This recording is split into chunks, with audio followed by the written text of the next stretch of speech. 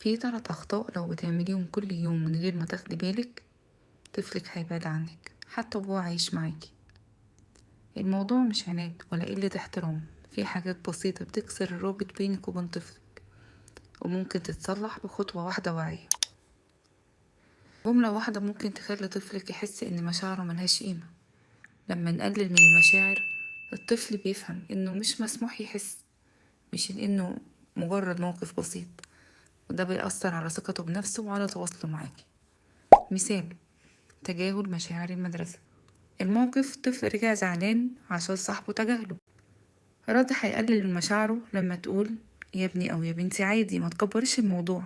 الرد الصح اللي بيحتويه: واضح انك اتضايقت لما صاحبك مكلمش معاك، احكيلي اللي حصل. مثال 2: الخوف من الأصوات. الموقف: خاف من صوت عالي. الرد المؤذي: انت لسه بتخاف؟ ده مجرد صوت بس. الرد الصحيح: الصوت العالي يخوف فعلا، تعالى نهدى مع بعض. مثال 3: الغضب بسبب لعبته. الموقف: أخوه أخد لعبته. الرد الغلط: اتصرف، ليه بتتعصب؟ الصح: واضح انك اتضايقت لما لعبتك اتاخدت، تعالى نشوف نحلها ازاي.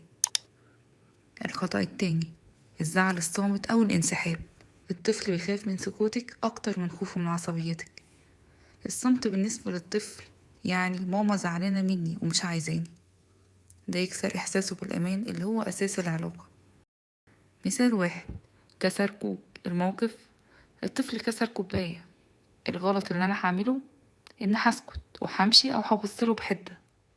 البديل: أنا اتضايقت عشان الكوب اتكسر، ههدى دقيقة وبعدها نرتب سوا. مثال 2: صراخ الطفل. الطفل صرخ كتير. الغلط: صمت طويل. البديل: هقوله الصوت العالي ضايقني، هخرج دقيقة وارجع نرتب الموضوع مع بعض. الخطأ الثالث: المقارنات. المقارنة بتبني طفل بيشك في نفسه حتى لو شكله قوي. المقارنة مش بتحفز، بالعكس بتزرع إحساس إنه مش كفاية، بتقلل تقديره لذاته. مثال 1: الواجب. الغلط: شوف ابن خالتك بيحل ازاي. الصح: أنا شايفة إنك حاولت، تعالى نعيدها خطوة بخطوة. مثال 2: البطء في اللبس.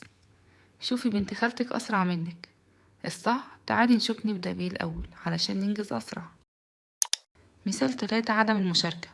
الغلط إن أقوله ليه مش زي باقي الأطفال. الصح: كل طفل له سرعته، تعالى نشوف ايه اللي مضايقك ونساعدك. العلاقة بينك وبين طفلك مش محتاجة كمال، محتاجة وعي. لما تصلحي خطأ واحد بس هتشوفي 100% فرق في قربه منك.